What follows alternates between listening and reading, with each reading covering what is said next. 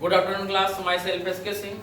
और आज हम लोग एक ऐसे चैप्टर के बारे में पढ़ेंगे जो कि बहुत छोटा चैप्टर है और बहुत ही इम्पोर्टेंट चैप्टर है। ये छूट जाता है।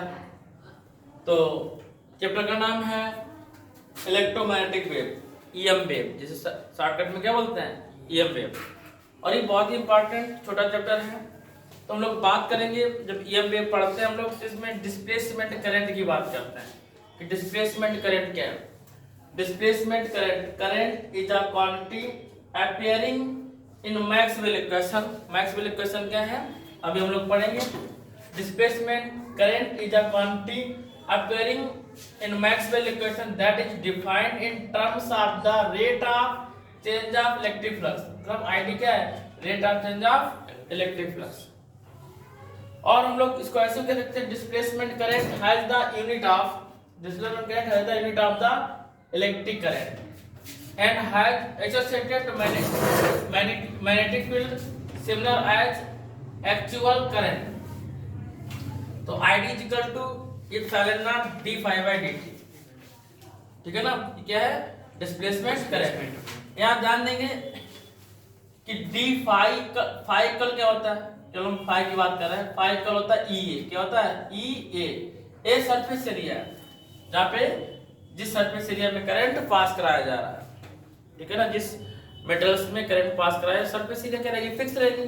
कोई मेटल है जिसमें करंट पास करा रहा है, कोई वायर है जिसमें करंट पास कर रहा है, ऐसे मूव कर रहा है। जब करंट मूव करेगा तो इसका सरफेस एरिया थोड़ी चेंज होगा, क्या कम ज्यादा होगा, इलेक्ट्रिक फील्ड कम ज्यादा होगा। ठीक है ना, तो हम लोग यहाँ पे लिख सकते हैं, जब डी फाई लिखेंगे तो यहाँ पे एक कांस्टेंट लेंगे DE/dt। क्या आएगा, DE/dt। तो हमारा displacement current ID equal epsilon not A DE/dt। अब यहाँ पे एक बात समझिएगा कि एप्सिलॉन नॉट क्या है, बोलिए।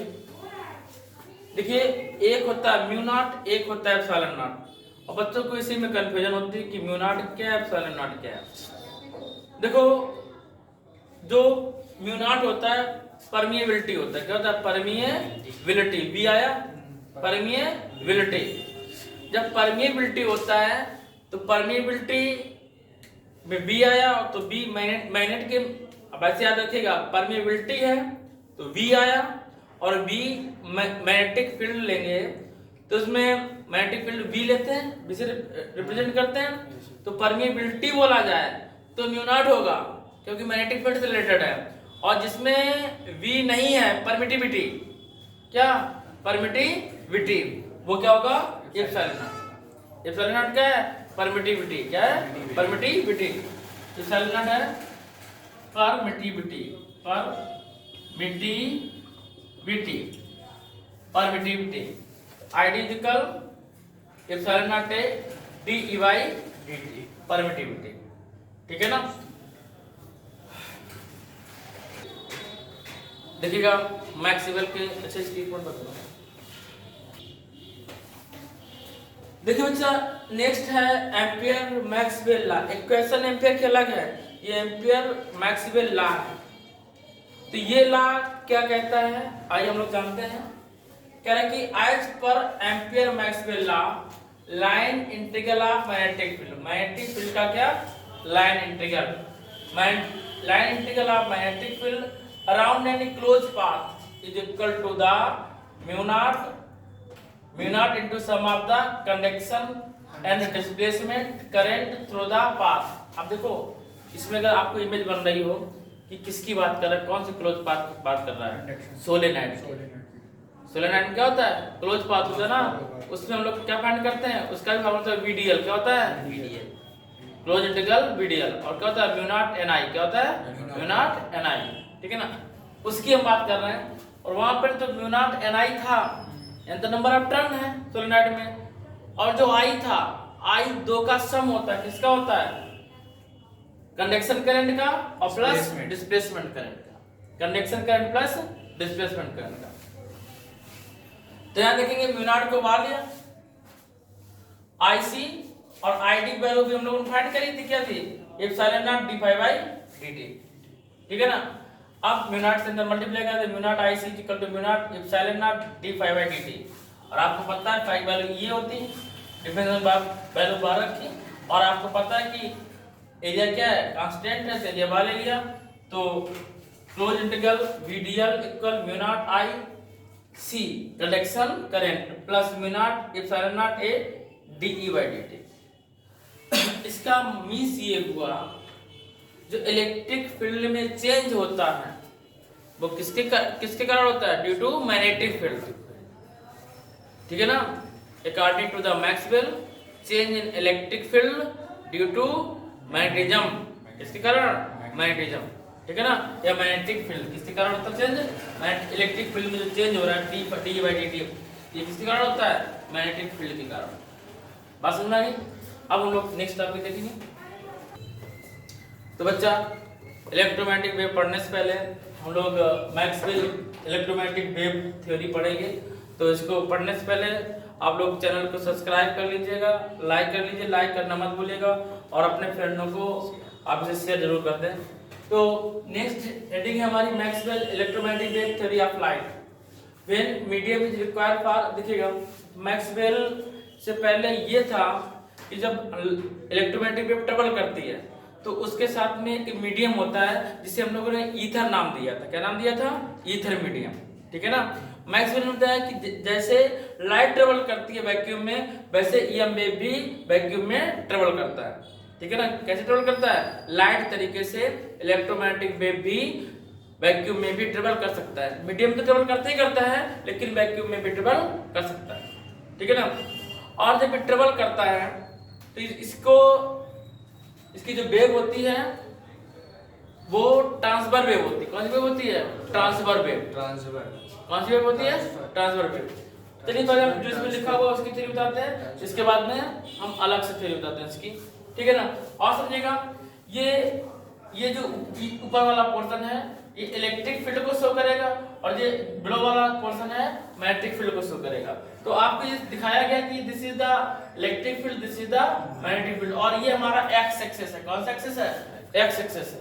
ठीक है ना, ये एक्स एक्सिस है, ये वाई एक्सिस है, Y axis, this is the Z axis. ठीक है ना, और जो हमारा इलेक्ट्रिक फील्ड मैग्नेटिक फील्ड होता है वो एक दूसरे के कैसे होता है, परपेंडिकुलर होता है। कैसे होता है, परपेंडिकुलर होता है। तो जो हम समझा रहे हैं आप ऐसा भी लिख दोगे तो भी चलेगा। ठीक है ना, कि मैक्सवेल इक्वेशन में इलेक्ट्रोमैग्नेटिक वेव कैसी होती है, एक दूसरे की परपेंडिकुलर होती है। मैग्नेटिक फील्ड इलेक्ट्रिक फील्ड एक दूसरे की कैसी होती है, परपेंडिकुलर होती है। कैसी होती है, परपेंडिकुलर होती है। ठीक है ना, और इनकी जो वेव होती है वो ट्रांसफर वेव होती है। कैसी वेव होती है, नेचर इनका कहता था ट्रांसफर वेव होता है। कहता है ट्रांसफर वेव किसमें मूव करते हैं, ये वैक्यूम में मूव कर सकती हैं। ठीक है ना, देखिए मीडियम में तो ट्रेवल करेंगी, वैक्यूम में भी ट्रेवल करेंगी।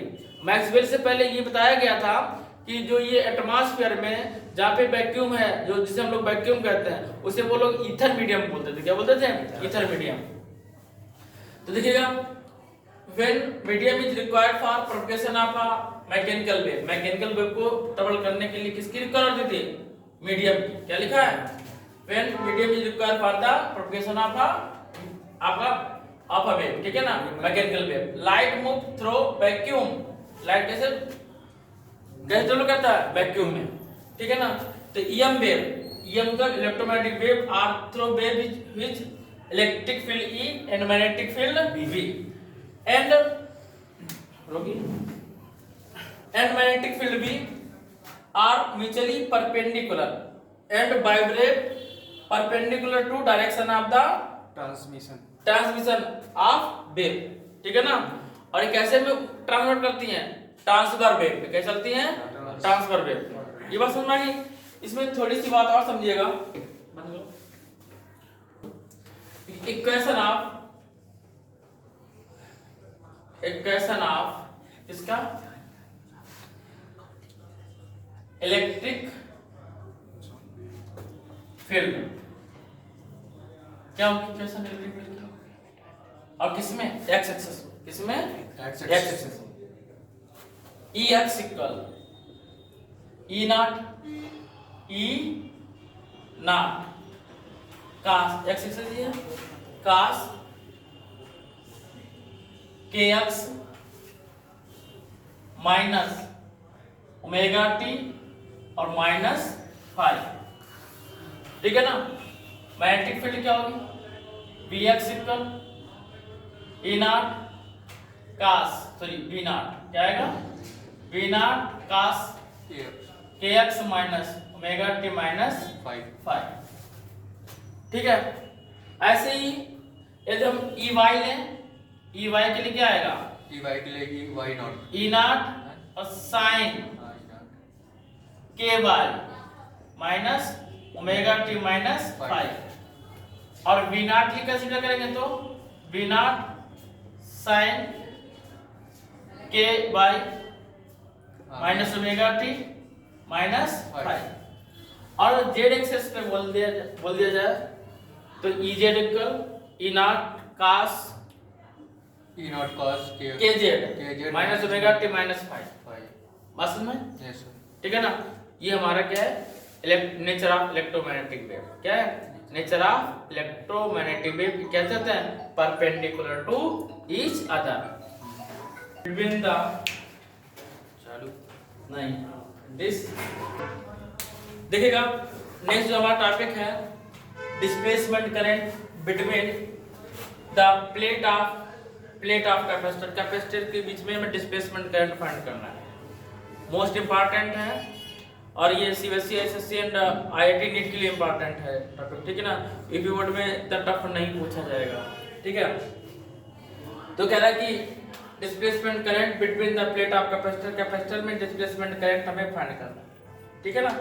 तो अभी हम लोगों ने डिस्प्लेसमेंट करंट का फार्मूला पढ़ा था, E not D phi by dt, और फाइव की वैल्यू जो हमने पुटअप करी थी वो आपको पता ही होनी चाहिए, कितनी है, एप्सिलॉन नॉट और E A D by D T into E A, ठीक है ना। एक कांस्टेंट था हमारा, कांस्टेंट क्या मतलब ये वेरिएबल नहीं है, एरिया है, तो D E by D T, ठीक है ना, डी बाई डी टी। और हम लोग पढ़ चुके हैं, जानते हैं कि v इक्वल टू ईडी होता है, डी क्या है, डिस्टेंस है, तो ई इक्वल क्या आएगा, v बाई डी, क्या आएगा, v by D, then I T equal आएगा epsilon not A b by D, dt लिखना होता है, b बाई डी ऐसे लिख देना, d बाई dt और b बाई डी, d क्या है, डिस्टेंस है, और ये भी क्या है, पोटेंशियल है, ये भी क्या है, पोटेंशियल है। और हम लोगों ने याद होगा आपको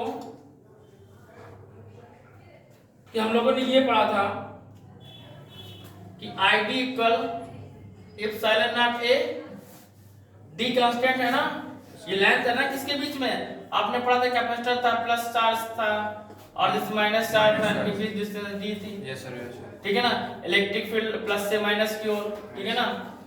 तो यहाँ पे अपान में डी लिया था, तो क्या बचा, dv बाई dt, और आपको ये पता अच्छे से v क्या, इलेक्ट्रिक पोटेंशियल है, क्या है, इलेक्ट्रिक पोटेंशियल है। तब यहाँ पे आपने कैपेसिटर फाइंड किया, c इक्वल क्या था, epsilon not a by d, याद है नहीं याद है, a by d, c equal to epsilon not a by d। तो हम लोग displacement current in terms of capacitor लिख सकते हैं, c dv बाई dt, यही हमसे फाइंड आउट करवा रहा था कि displacement current between the plate of capacitor. देखो नेक्स्ट है the energy density EM wave, हमें एनर्जी डेंसिटी फाइंड करनी है, ईएम वेव का बहुत इंपॉर्टेंट टॉपिक है ये, और ये सब छोटी टॉपिक है जिसको आप लोग टच नहीं करते हैं, तो इसको एक बार देखिएगा, और ये बोर्ड के आने वाले क्वेश्चन है। अब इसका केवल एक वीडियो और बनेगा, इसके बाद में ईएम वेव आपका एंड हो जाएगा, ठीक है ना। तो अब कुछ क्वेश्चन ईएम वेव के ऐसे हैं कि बहुत थ्योरी है, उसको रटना ही पड़ेगा, ठीक है ना। तो उसमें कुछ हम बता देंगे जो इंपॉर्टेंट है 1 मार्क्स के लिए, और मैक्सिमम क्या है उसको लीव कर देना, उसको छोड़ देना, क्या करना है उसका, क्योंकि बहुत ज्यादा रटना पड़ेगा, वो रट नहीं पाओगे आप लोग, समझाने वाला आप समझा देंगे। तो सबसे पहले आज हम देखते हैं the energy density is EM wave. तो energy for the electric field में 1/2 epsilon not E square, 1/2 epsilon not E square due to electric field, और एनर्जी ऑफ मैग्नेटिक फील्ड की 1/2 v not v square upon v not due to magnetic field. The energy transported by EM wave per unit area per second is called the Poynting vector, क्या कहते हैं इसको, Poynting vector s, ठीक है ना। तो तो S vector is equal to E vector into B vector upon mu not. और यू नो वेरी वेल कि E not and B vector क्या है, E और B वेक्टर क्या है, आपस में म्यूचुअली परपेंडिकुलर है। तो मींस क्या है, हम लोग कहते हैं EB sin 90 और sin 90 वैल्यू 1 होती है, तो S vector is equal to EB upon mu not. This is the Poynting vector, ठीक है ना। S क्या है, pointing vector. Total energy density क्या होगी, U is equal to electric energy plus magnetic energy, तो E is equal to 1/2 epsilon not E square plus 1/2 B square upon mu not. तो बच्चा आज के लिए बस इतना ही, मिलते हैं नेक्स्ट वीडियो के साथ। तब तक के लिए SK सिंह का जय हिंद।